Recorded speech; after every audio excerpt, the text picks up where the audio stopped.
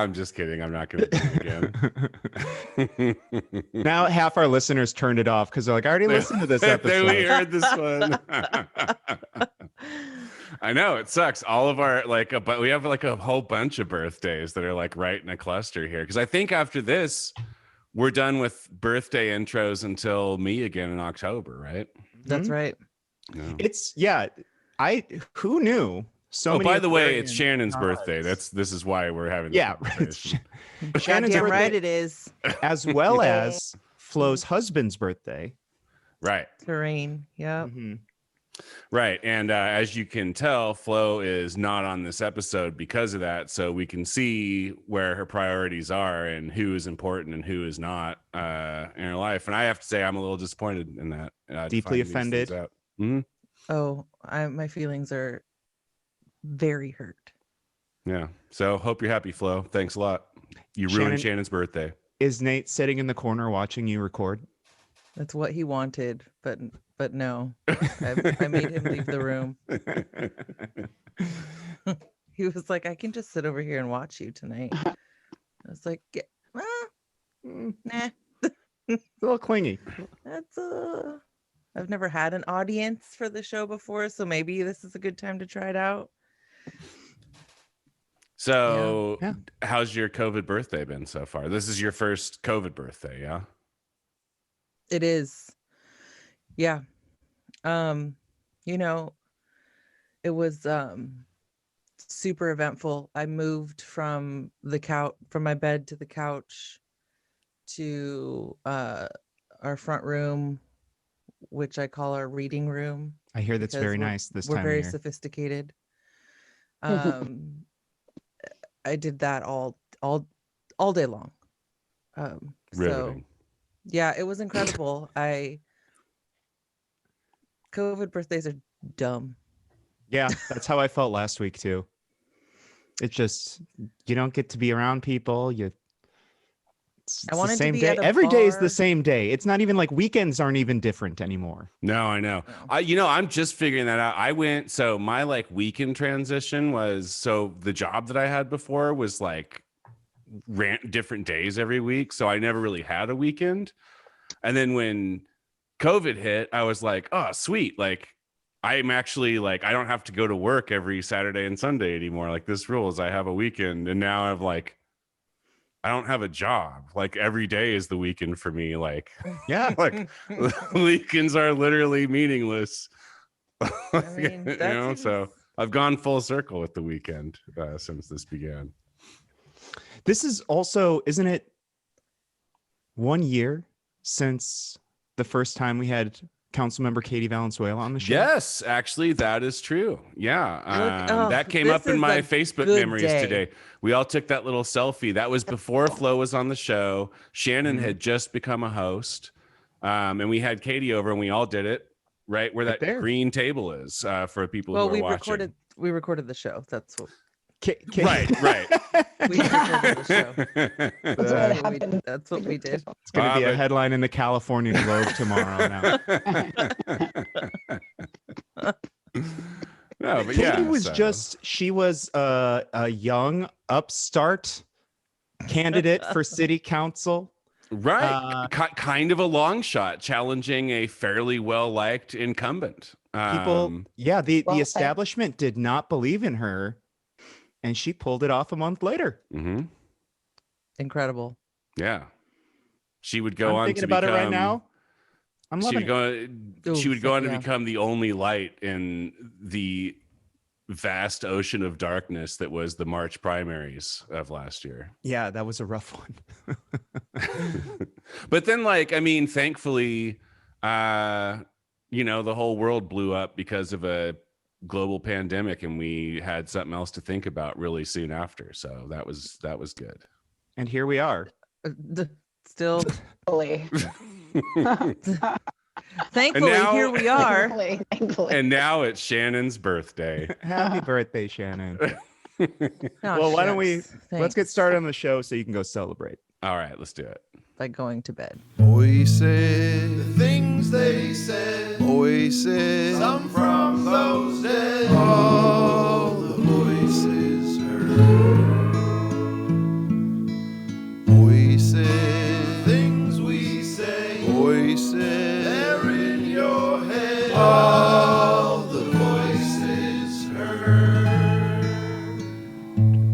Hello, everyone. You have Kempa.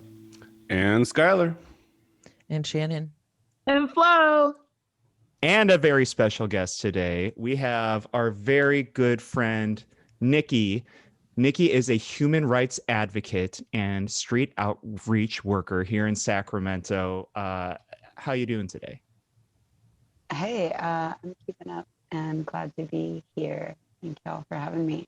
Yeah, thank you for coming on in such short notice too. I've known you almost the full 9 years I've been here, and you have been a tireless advocate, not just regarding homeless rights, but literally anything that's going on that requires direct action. I feel like I almost always see you.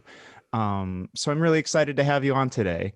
We're going to talk about an act of domestic terror that took place over the weekend. Right. I'm really glad. Was there a suite? Right, exactly. Right.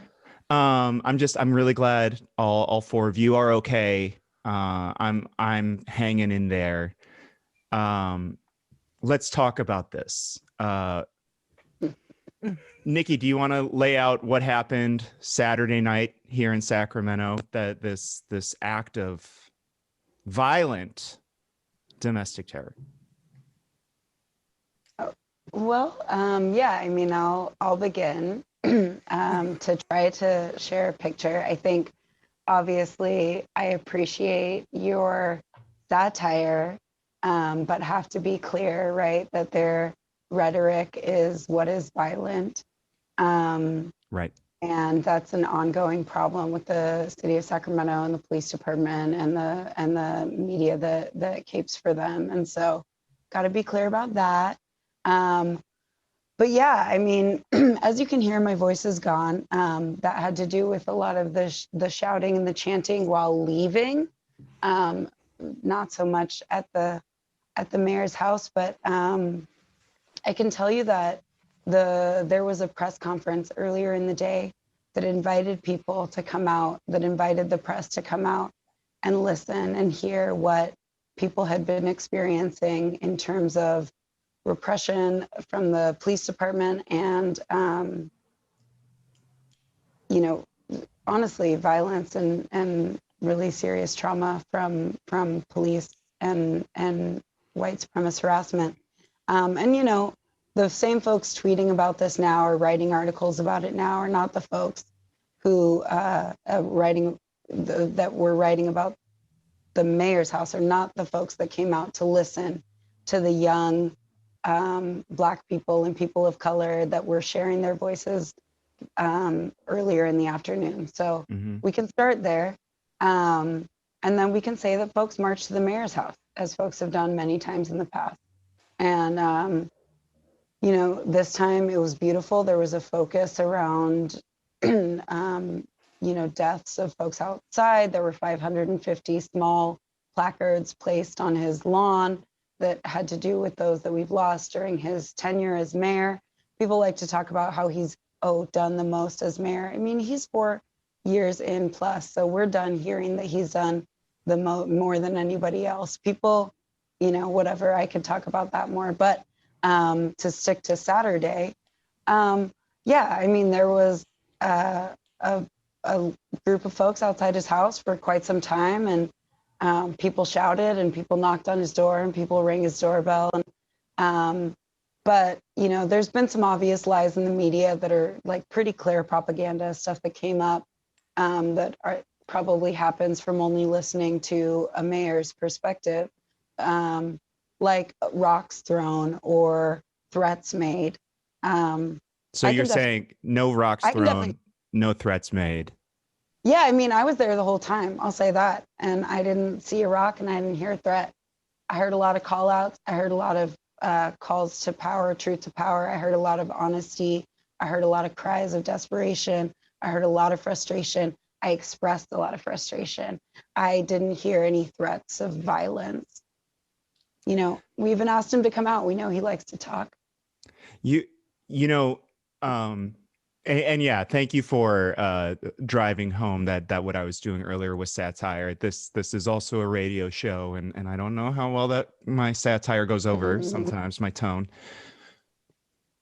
Can we talk a little bit about the rhetoric that came out the day following that? The way that they used sort of this really amped up rhetoric against what demonstrators did the night before, and how they are legitimately trying to paint the people who are out there legitimately using terms like domestic terror. And I think it's just so silly that it's extremely hard for me to take that seriously. But then Sunday morning, you have Gil Duran, the opinion editor at the Bee, just going off. He's furious on his Twitter feed about this. And he's quote tweeting all of these demonstrators, trying to get his 6,000 followers to come attack them. And it just seems wildly unacceptable and a misuse of the platform, both that he has on Twitter and that he has at the Bee with the following day's editorial, which we can discuss. It feels like those two things are very similar for him, based on just like kind of the way that he used him this weekend. He's now using just like the editorial board at the Bee, like as a Twitter account that he can just like use as a soapbox to blast out this nonsense. I've talked with people in my industry, and I've heard nothing but really folks saying that he sort of rules that department with an iron fist, and what he says goes there. And that is certainly not in the spirit of what an editorial department should be.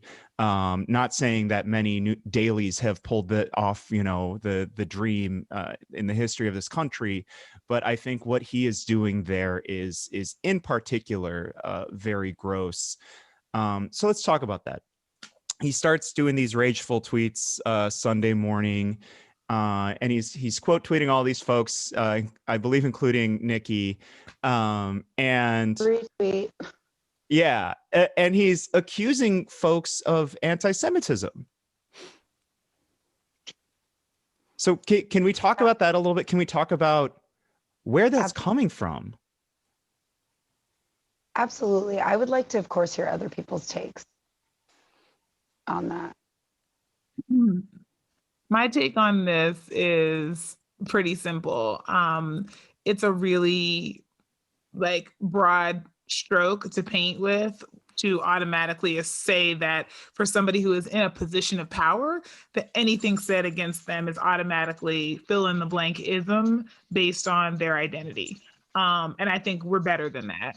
I think we can come up with a more sophisticated analysis. It's one thing to have a complaint about somebody that's substantive, and it's another thing to just lob complaints at them based on their identity. And I don't think this is the case. I think rightly so, this is a person who has put themselves in the position of power because they've run for elected office for the last 30 years.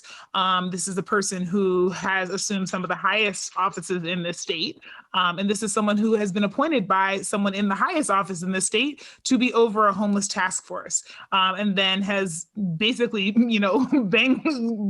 essentially bungled, managing this during a crisis, which is our pandemic, and also during, the winter time when our weather has been inclement. So I think there are all of these substantive critiques that are happening here, that to reduce it down to he's Jewish and therefore an attack on him is automatically anti-Semitic is just a really bad hot take.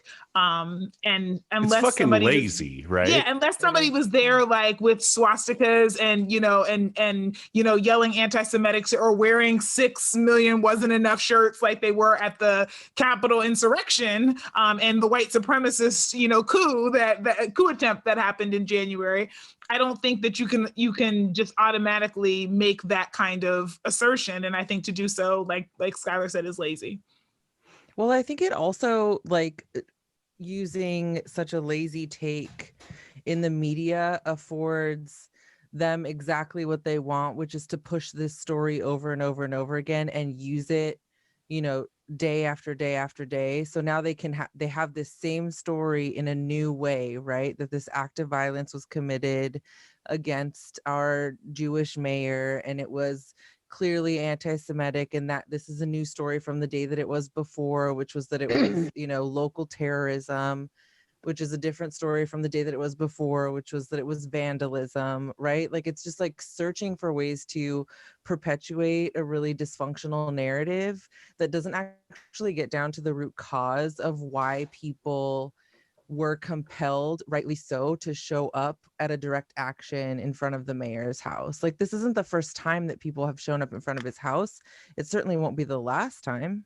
Like, Right. you're an elected official, as Flo said. You wanted this. Like, you wanted to be responsible. Yeah. And people are holding you accountable. Right. All of these very self-important folks like Gil Duran and others, Steve Maviglio, America's Landlord, was on Twitter doing the same thing. They're all coming out here and saying like, well, someone's home you can't do that. That's out of bounds. Fuck what that. are you doing to people experiencing homelessness? Right. That's what I was going to say. Like, if people like showed up at Steinberg's house and are like chanting and yelling at him and knocking on his door or whatever, it's not like they drove up in like a dump truck and like loaded his whole house and everything he owns into the dump truck and then drove away with it. Right. They didn't tell you. Yeah. Loaded it up with a claw, told you have to leave and we don't care where you go. How do you think that feels, Darrell? This is like one iota, one smidgen of discomfort that folks on the street experience every day. And Darrell, you personally have refused to stop these things. Like, these sweeps aren't even supposed to be happening because public health officials have said we need to leave folks be so that they can quarantine and have their own spaces during this pandemic. And we continue to do that here in the Sacramento region. Yeah, I mean, to me, that's a height of hypocrisy. I think there's also the element of if you keep calling things anti-Semitic when there is no basis to it, you undermine when it actually when these anti-Semitic acts actually happen. Right. And they do happen today. Yeah, and I mean, we can't talk about enough the difference between their outrage at this action and their lack of outrage at the regular presence of Proud Boys and far-right extremists who regularly espouse, particularly in their safe spaces and their groups, but also expressly out loud, their actual anti-Semitism and their hatred, also and particularly, for Black people. And it's just like so wild that they're willing to be so outraged and call out Katie for where is her outrage. But where was their fucking outrage? Excuse my language. Like, where was their outrage? There were people, white men, armed white men plotting in parking garages about how to assault Black men to move up in the ranks of the Proud Boys. Where was their outrage? Like, they're so full of it. I can't. I totally agree. And I think the thing that really irritated me most about all of this was, I don't know what, Gil Duran's, background is, but I have always perceived him to be a person of color. And so what really irritated me was the call out of Katie and the call out of like basically saying that all the people who've been silent on this are somehow complicit. In part because it's sort of like how we look to people who are, Muslim after there's been some sort of, act of terror to apologize on behalf of all of the other people who happen to share one small thing in common with someone who has blown something up, right? And we don't ever do that to white people. I mean, I don't want to speak for Kempa and Skylar, but I don't think you've ever been asked to apologize for the Oklahoma City bombing or to apologize for the insurrection that happened in January January, or to disavow other, other white people who are out here doing terrible things. And this is something that is exclusively it's essentially being reserved for usually people of color, usually people who are part of some sort of historically oppressed group, and they are asked to speak on behalf. And so I was just watching him use this playbook, and I'm like, you should know better than this, that it's we shouldn't have to disavow it simply because we happen to agree that homelessness is a problem. Why would that be a thing? I also think that just calling, property damage violence is an overreach. It undermines actual violence. It also serves here to shut down the conversation. And so I don't want to take us off track, but part of what we've been talking about on the show for months has been the rhetoric around policing, the rhetoric around some of these political decisions. And what you do when you lump all of these things together is you protect the status quo. You're essentially making it so that the good people kind of instinct kicks in, and you say, well, I don't want violence. I don't want people to be hurt. I don't want people to, to come to people's homes and to threaten them and whatever else. And so you don't even get to engage in the conversation around, but why were they there? But what were the real arguments? But is that actually the truth? Because you've been triggered to essentially defend against this thing because it's, it is the third rail of politics. Violence bad. Violence bad. And so now nobody is now it's you went too far. And so your ideas don't have merit. And that's part of the reason why nonviolence was used sometimes during the civil rights movement. It wasn't because these things were not worth being violent over.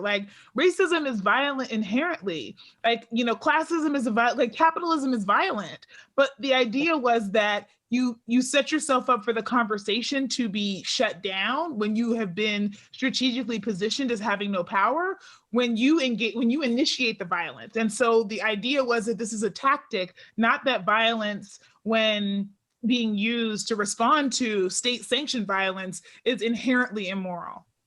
Yeah, I don't think that was taking us off track at all. And I think our violent police force is central to this conversation, and it's central, as we've said many times on the show, to where our city places its where it places its what it thinks matters, what it thinks our principles, right? So what we do is we put most of our budget towards the coercive arm of government. We do not try to help people who are hurting. And not only that, we act punitively towards the people who are hurting with the punitive arm of our government. And this is people coming out there and saying, that's violent. Stop. We got to stop doing that. And he doesn't listen when he's on the dais. He doesn't listen in X, Y, and Z environments. So we're sort of just at the bottom of the barrel here. How can we reach out to you, Darrell? What's the way to do this? Because you're not listening to the real fucking pain that is happening, real people dying on the streets, right? One thing that struck me, Gil Duran came out with, and it was an editorial as the Sacramento Bee editorial board. He wrote this Monday, February 8th. And he had a sentence in there that was sort of a threat against demonstrators. Did you see that, where he's basically trying to sick our police force against them, saying oh, you're gonna have the fucking book thrown at you, and if you don't, ooh, baby. This is what I'm talking about. These, Darrell and so many others on city council, and our city manager, Howard Chan, let's not forget him. They obviously enact things that allow us to continue to fund and then overfund these protectors of capital. But Gil is doing this too. Gil is our paper of records editorial board, and he is doing the exact same thing. And they wonder why people don't trust them anymore. Yeah, Dave, I'm glad you brought up Howard Chan, because that is a name that I have not heard going around a whole bunch this weekend. And I think that that's a problem in all of this. I think Howard Chan is not just central, but Howard Chan is like directly culpable for a lot of the things that people are angry about in regards to how the city handled the storm. And yeah, I don't know. I guess I just don't think we can say it loudly enough. Like Howard Chan is like a real problem. People typically don't know who he is. And it's also, I don't know, like this kind of segues into another thing that I was going to talk about with this. It's like become this weird like kind of drawing up of camps that's happened around the storm and the unhoused and the situation with the unhoused folks, is that like the B and Darrell have sort of used this as an opportunity to be like, see, like Measure A was a good idea. Marcos Breton wrote that strong piece. mayor push, by the way. Oh yeah. Sorry. So last election, Measure A was the strong mayor push that was overwhelmed and roundly rejected by voters. The opposition to it was led by Councilwoman Valenzuela and some other folks. But since Tuesday, Marcos and now Gil are using the incident to be like, well, maybe these people wouldn't have died if you pesky activists would have gotten out of our way on Measure A. Whack. Which is wild as hell. And it's weird to see Gil Duran like double down on that, but he gets into like even kind of more disgusting language on it than Marcos did. But I mean, now like all of this like wild stuff that Gil is tweeting about, like, I mean, if like just listeners, if you haven't already done this, like, and you have a Twitter account, look up Gil's account and just go take a read through of what his like weekend has been like. It's bananas. Like it is bananas that this is the guy who runs the opinion like board at our local newspaper. And then like not only that, but then another like hugely influential person from the B, Marcos Breton, is retweeting all of this stuff. Right. It really is. And of course, like Dave, you mentioned earlier, Gil Duran uses Twitter just to bring up Katie Valenzuela's name and be like, oh, well, where are you on this? Like, why won't you denounce this or whatever? As if like that. They want to be constantly condescending. Marcus, Darrell, and Gil have this tone, right? This like condescending, this is what you should be working on. To the left, they're always saying that since Measure A and before. This is what you should be working on.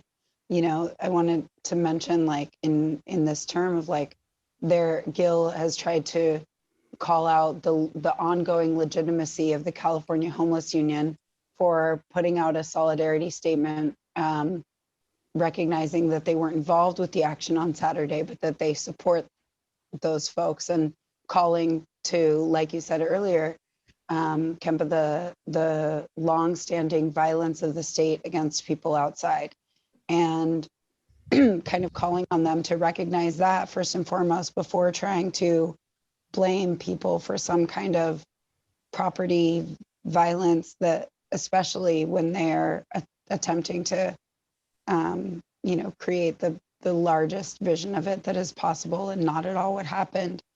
I mean, Gil's they're like the fathers of the city. You know what I mean? They're like dads. I had retweeted a Gil or quote you maybe, but it was like, these are like big police state dad vibes. Totally paternalistic. And they do it to young women leaders, right? To Katie, to Flo, to you know. Who do you think is planning? Not planning those actions, but who do you think is out at those actions and making noise? Right. The right. Same, like, you know what I mean? Mm-hmm. Well, it would be one thing, but the platform, the fact that they have the B as their platform is dangerous, right? Like, if like just it like in this, and this has been, I think, written about now in like 3 separate pieces since the thing happened. But the Bee has now reported, I think, several times that the mayoral spokesperson said the vandals caused thousands of dollars worth of damage to the mayor's home, and they're citing like we were talking about. Is that Mary Lynn Valinga? It is indeed the former editor of the Sacramento Bee, Mary Lynn Valinga, weird. Who does comms for the mayor. Oh, funny. Right. Sounds like crossover. Right. So they're referencing like rocks hurled by protesters at the door in the garage, like some piece of art that was broken. And now we have, and now if you listen to like an accounting of the evening by somebody who is not affiliated with the Bee or is not, mad at activists for ruining Measure A for everyone, we're hearing that we're hearing that there were no rocks thrown, right? I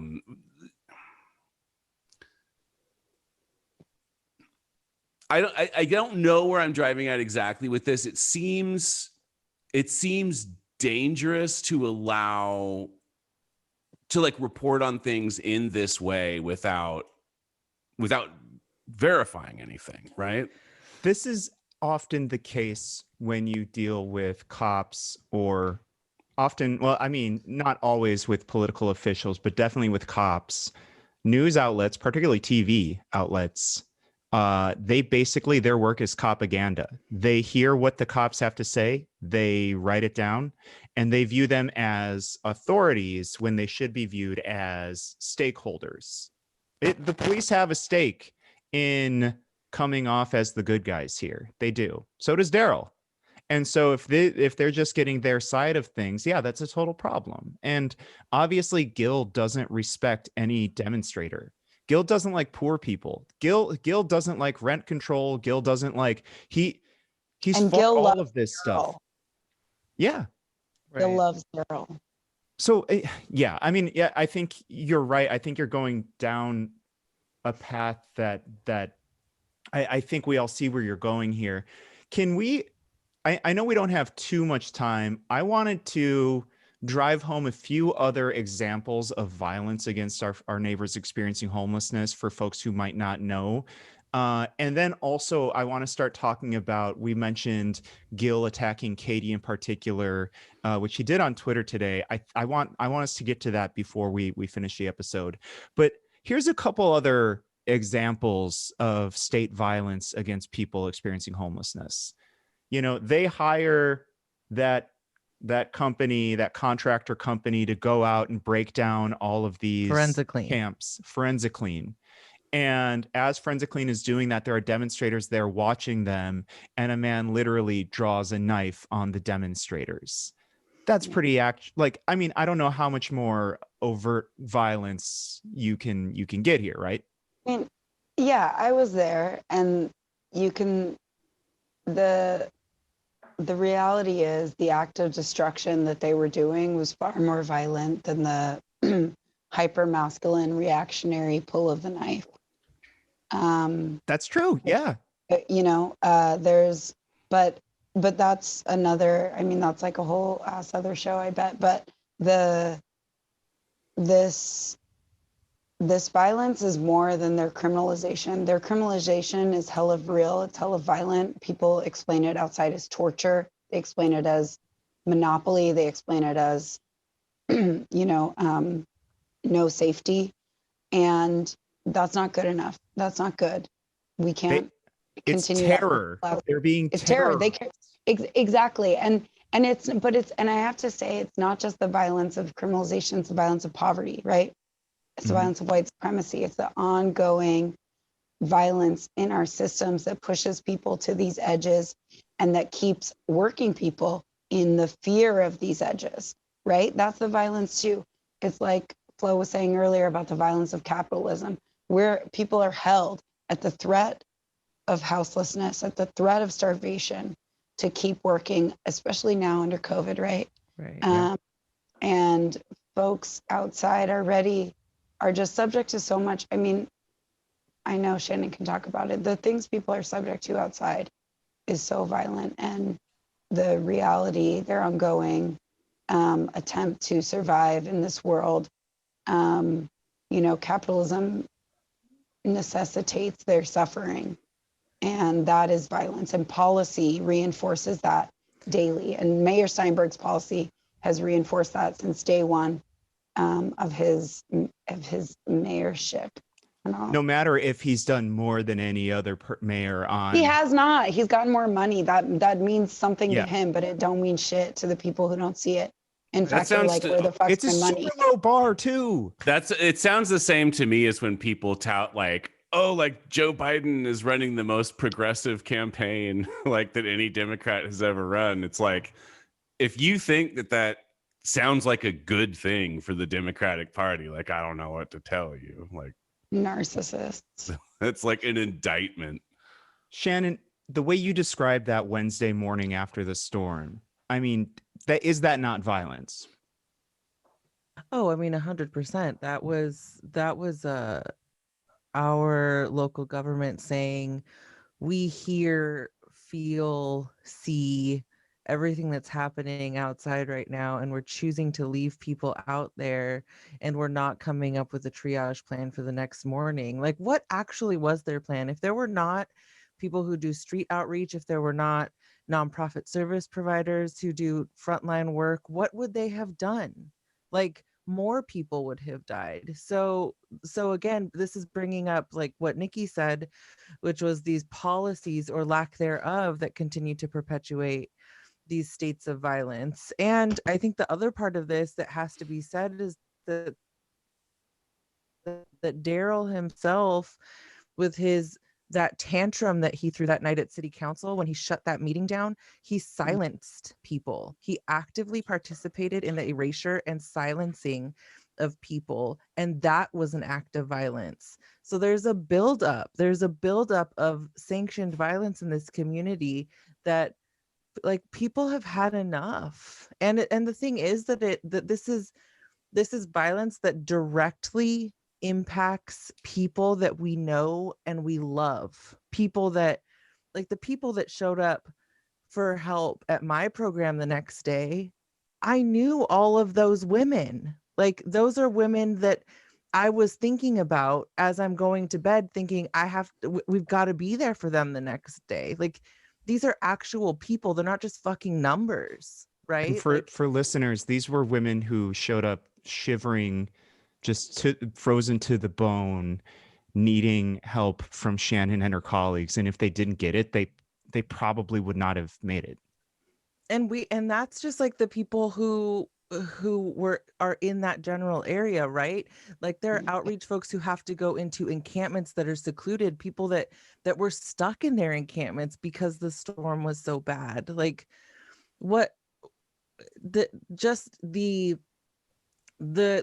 the constant violence that is endured by people experiencing homelessness in our community and communities beyond it's so much. And to think that people are just going to stand idly by, that advocates are just going to stand idly by and allow this violence to continue, is bullshit. And we're going to force the issue in ways that make you uncomfortable. Sorry. Right, 'cause we don't give a shit about, like, the reality is that if you are someone who is advocating on the side of people, your primary agenda is not protecting people's property. It's protecting people. It's making sure that people have systems in place to survive. It's making sure that people are taken care of. Like, that is the first thing on your mind. Whereas, like, you know, there's these pieces that come out about Darrell's home and all of this stuff that happened there. And why isn't the first part of that story, people died because the mayor didn't act, the mayor among others didn't act, and therefore advocates were pissed and they showed up and got loud. So let's also talk about this, like, structurally as well, because it is frustrating to have someone who is in a position of power who, the reason why this doesn't meet the definition of violence is because it's when you're using the physical force to try to hurt or damage or kill someone or something, and there is an element of power that goes along with it. First of all, anybody who, has ever owned a car or a home knows the starting offer is several $1,000s. So if you bump somebody, I mean, a bumper is several $1,000s sometimes. So the idea that several $1,000s worth of damage was done does not indicate the severity or significance of it, right? The second part of this, right, is that this is a person who has the full weight of the police force at their disposal, who is able to sleep comfortably at night, and who didn't have weapons drawn on them or didn't have to worry about their own physical safety, right? So, people are going to try to draw some really strong lines or some really, really wild ties to, the violence that the state has enacted or that other people have enacted against, activists in the past or things like that. The difference was, though, they didn't have those backings. And so they were actually being intimidated in a way where they had no power to do anything except stop asking for basic human rights. Whereas here, there are people who are asking you to take on a human rights issue and to do the right thing, and have tried all of the other methods, as has been, stated, and are now at the place where they're like, look, we want to shake you up a little bit and let you know that this is something that, that matters to us. And so I think it's important just to contextualize what violence actually looks like versus protest. And those are not the same thing. And so the complete neglect of people is violence. Them not being able to be safe and well cared for is violence. But people protesting in response to that is not violence. Yeah. And Niki, you are an outreach worker. You probably see multiple examples of this every day. It's not something as overt as cops shooting an unhoused person's dog, but that happens all the time, and it's like a family member, right? It's also a jurisdiction, a city or a county shutting off a water supply near an area because they don't want homeless people to be around there, which They do. They do it in our parks, in our city parks. They do it in 100%. Does it in our the DA park. the DA's office. Let me just expand, take it to a systemic level. So the district attorney's office has a whole quality of life department that works with property owners to figure out how to make their properties less homeless friendly. That means anti-homeless architecture. That means all the awful things you can think of. That means turning off the electricity, the water, so on and so forth. It means like in the park next to Steve Hansen's house, pulling up all the grass and putting in spiky plants, taking out the water fountain, which happened at the park next to Steve Hansen's house. Weird. I wonder who advocated that. Who knows?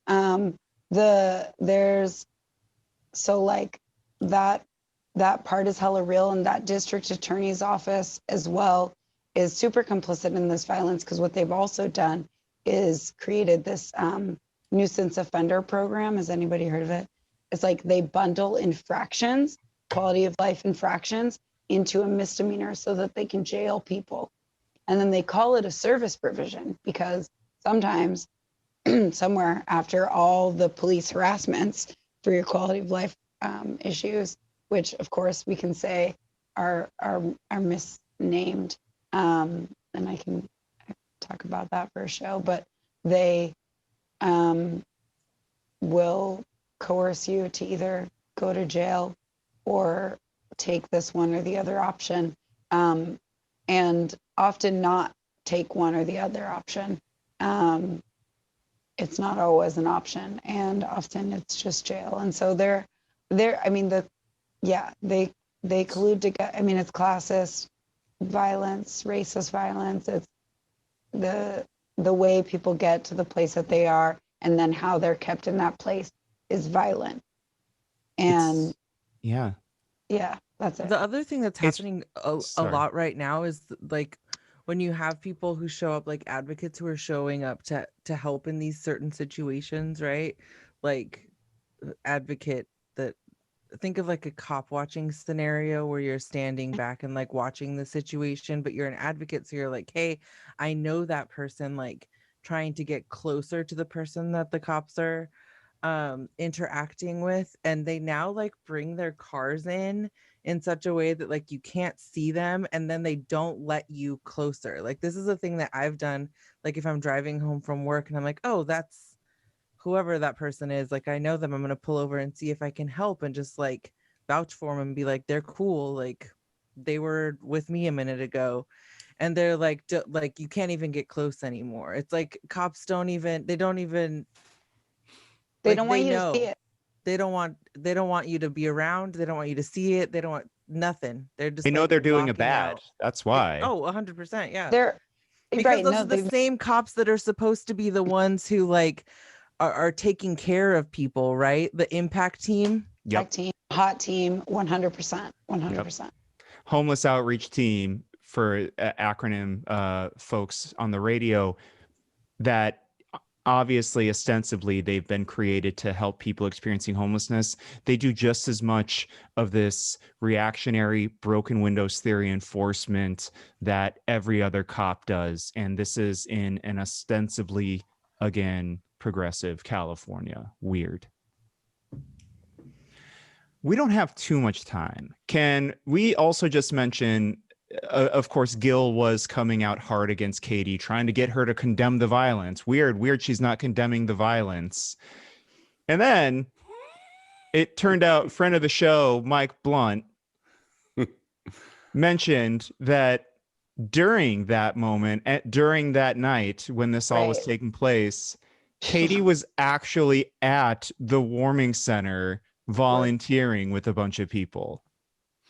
Like, what did Gil? I don't. You know that when Gil read that, he was like, "Oh God damn like, it!" oh shit. Right.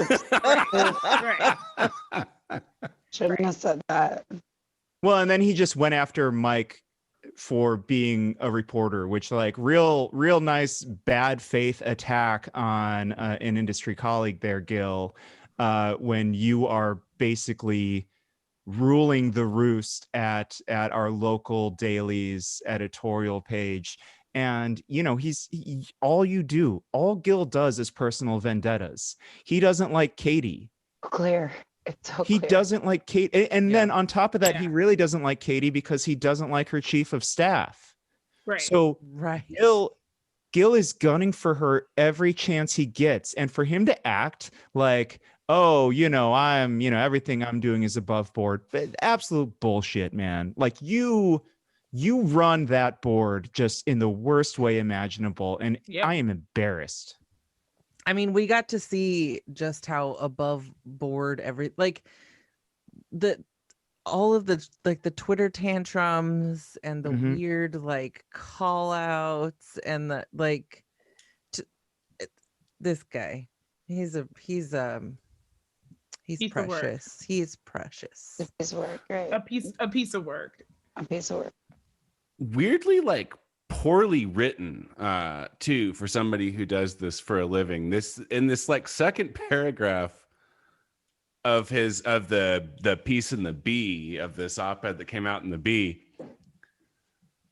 he says, he refers to the incident as their scary attack. Their scary attack was accompanied by chants accusing the mayor of failing to do enough to help the homeless.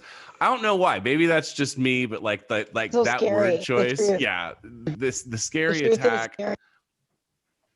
There's like a whole. Obviously, whatever. It's the opinion thing, but like, he uses words like unhinged. Right. Well, this is what they do, and like, there's former writers at the Bee who've been pulling the same stuff on Twitter the last couple days and really backing him up. And it tells you everything you need to know about that generation of it's pale, male, and stale daily journalists that like, they really think this. They really they really think that folks holding Darrell accountable for 4 years of inaction and people's deaths over and over again in the streets due to homelessness, they view that the same as a white supremacist insurrection at our capital. Right. Yeah, I don't know, man. I can't get with it. I can't. This is a dude who like takes every opportunity that he can to dunk on or like discredit activists from whatever walk. Like he does this literally every time, and this last weekend just seemed more brazen to me than it normally does. Like he just declares like the California Homeless Union signed away its credibility, which is in reference to them refusing to badmouth the protesters who were out at the mayor's house, and instead standing in solidarity with them. I don't know. This guy's a wiener. It's just such a blatant defense of institutions. And I guess if you haven't gotten to that level of self-awareness and internal critique, then you don't see it. But like, I guess for me, as someone who has really been trying for a good portion of my adult life to recognize that system justifying tendencies can be a real thing. And for those of us who were professionalized into institutions, that a lot of what we've been taught and what we have been like socialized to believe is acceptable ways of engaging and acceptable ways of behavior are also ways to make us more likely to defend the very systems that are also harming us. And so there's a reason why people like to like make fun of the way people speak or, you know, disavow certain tactics, or all of those things are all part of saying, here is a comfortable square of like how you're able to engage. And once you get outside of that, you are violating some code of how like, you know, humanely engaging people are going to do things, but it's not really humane. It's just a box. And it's a way to be able to control people. And so it's really surprising to me when I run into people who are much older than I am and who do these sort of things for a living, who seem not to have that awareness or seem to just completely ignore it and go full steam on the, like, you people need to pull up your pants so somebody will respect you. And I'm just kind of like, wow, like, is that where you are? I don't want to be condescending, but like, I just expected so much more, given that you, as an editorial board, are supposed to be engaging with these issues and should be like reading and thinking and engaging, you know, in a much broader way of considering issues. And honestly, if anybody came into that editorial board, we're just saying this, you know, if who would actually challenge him on this. My thought is they probably wouldn't last that long there because he would flush them out. Gil, you suck. Yeah, Gil. You know who doesn't suck? Our guest today, Niki. You are one of my favorite people in the world. I have so much respect for you, for the work you do and the advocacy you do.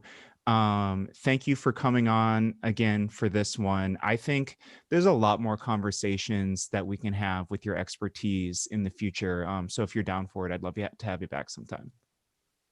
Oh yeah, really pleasure to spend some time with y'all. Y'all are really dope. Appreciate it a lot. So I'm kind of struggling with a thing right now, which is that I have been taking my hard-earned dollars and cents for a long time and giving them to the Sacramento Bee because I thought that they would give me perfect takes. But if this weekend has proven anything to me as a consumer of news and takes, it's that my faith was misplaced. I can no longer, in good faith, continue to patronize the Sacramento Bee. And so now I have all of this extra money every month just laying around. And I don't know, Dave, I was going to ask you if you know of a place that does serve up a perfect take after perfect take after perfect take, as if you were plucking ripe fruit from a tree, that would gratefully accept the Sacramento Bee money and take it and use it to set my table with a cornucopia of bountiful, delicious, and yet nutritious takes. If there is such a place as that, where would it be? Fantastic question, and I think I know the answer. I first of all would like to echo your frustrations. It can be really hard out there. Our industry's, struggling these days. The news industry. I partake more these days, obviously, in news commentary. But it's super sad when an editorial board can ruin it for a team of reporters who are young and scrappy and just trying to do their work. And yet here we are seeing the Bee's editorial board do just that to a lot of really young, great reporters. So yeah, I'm not going to tell anybody to be a subscriber to them or not. Although we have to subscribe to the Bee because we have to read their bad takes. But anyway, I would recommend. You can read it on the incognito tab. That's true too. Pro tip. That'll be for a patron episode. But yeah, so I would recommend a place called voicesrivercity.com. We've been around for almost 4 years now. It's going to be 4 years in April.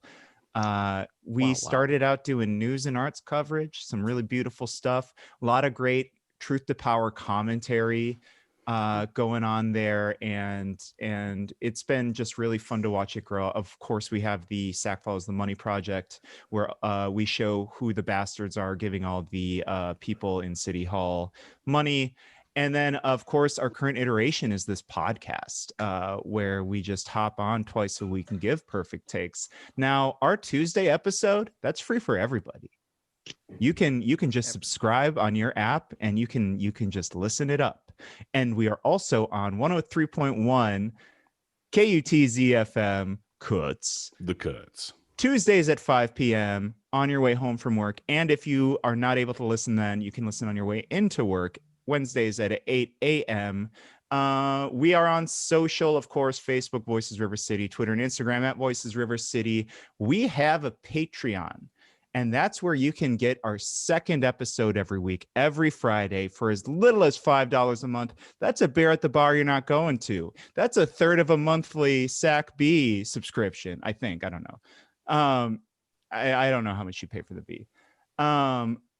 And so that's a lot of really good stuff. Wait, hang on. I just want to clarify. It sounds like you're telling me that for just $5 a month, I can actually listen to twice the content. So rather than just one episode a week in my feed, I would have 2 episodes a week, and all it would cost me is a lowly $5 that I basically would never miss in a month anyway. Am I hearing that correctly?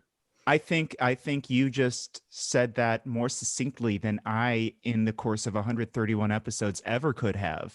This is incredible news. Yeah, and so I'm really happy that you laid it out there so beautifully. That is the case. So if anyone wants to become a patron, do that. We also so it's patreon.com/voicesrivercity. We also have a store, voicesrivercity.com/shop. You can get shirts, mugs. You can get White Claw mug. Or koozie, sorry. There's just a lot of cool stuff. So thank you everyone for listening. Thank you for your support, and we love you. Yeah. Dog. Oh my God. I know. She's been making a lot of noise at me, so I had to pick her up. Yeah, I got to give her love. Well, normally this is the part of the episode where I tell you that we love you, but Dave already did that. So thanks a lot, Dave. Kind of stepped on that one a little bit there.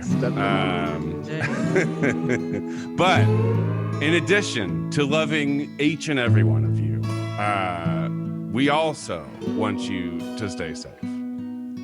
Stay sane. Stay healthy.